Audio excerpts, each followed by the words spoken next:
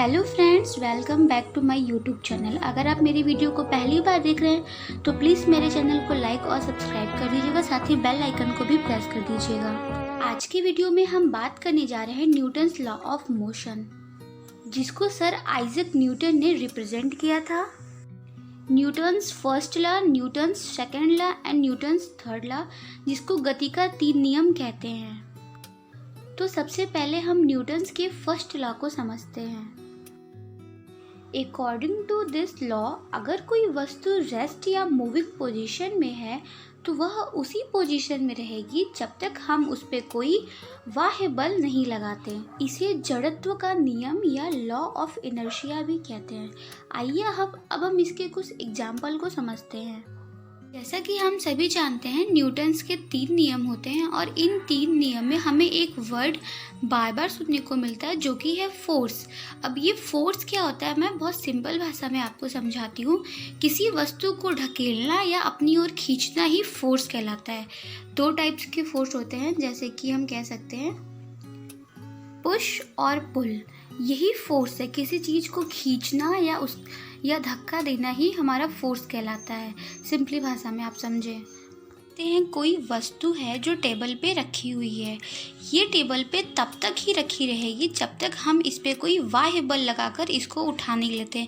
ये पेन हमारी rest stage में है, ठीक है, इसलिए जब तक हम इस पे कोई फोर्स नहीं लगाते ये रेस्ट की पोजीशन में ही रहेगी। अब हम कुछ बल के साथ इस पेन को उठा लेते हैं। इस पेन को उठाने में भी एक बल लगता है जिसे हम बाह्य बल कहते हैं।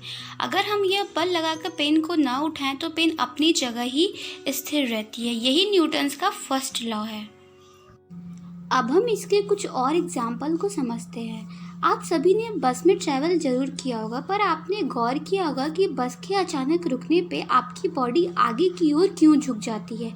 इसके पीछे भी एक रीज़न होता है, क्योंकि हमारी बॉडी बस के साथ मोशन में ही चलती है और जब सडनली बस रेस्ट पोजीशन में आ जाती है तो हमारी बॉडी मोशन में होने की वजह से आगे की ओर बढ़ने का प्रयास करती है, जिसकी वजह से हम आगे की ओर झुक जाते हैं। ये जड़त्व के कारण ही होता है। गैलीलियो गैलीली ने इसे डिस्कवर किया था। जब हम पेड़ को जोर से हिलाते हैं तो इनकी पत्तियां नीचे गिर जाती हैं, क्योंकि पेड़ रेस्ट पोजीशन में होते हैं और जब हम फोर्स के साथ हिलाते हैं तो जड़त्व के कारण ये नीचे गिर जाते हैं और शाखाएं अपनी जगह ही रह जाती हैं। आपने देखा होगा, बस के ऊपर जो सामान होते हैं उनको हमेशा बांधकर ही रखते हैं, ऐसा क्योंकि सामान रेस्ट पोजीशन में होता है और बस मूविंग पोजीशन में।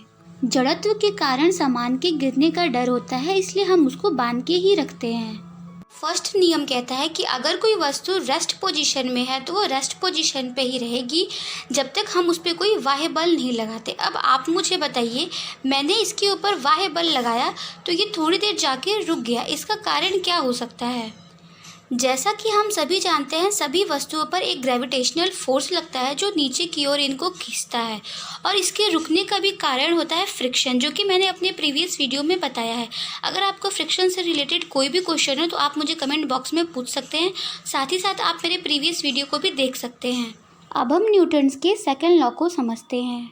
इस नियम के अनुसार किसी वस्तु पर जो बल लगता है वह उसके मास और एक्सेलरेशन के बराबर होता है, F = ma। अब हम इसका डेरिवेशन करेंगे।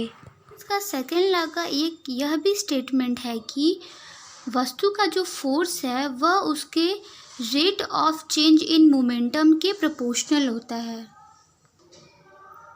F = del P/del T, where P = momentum.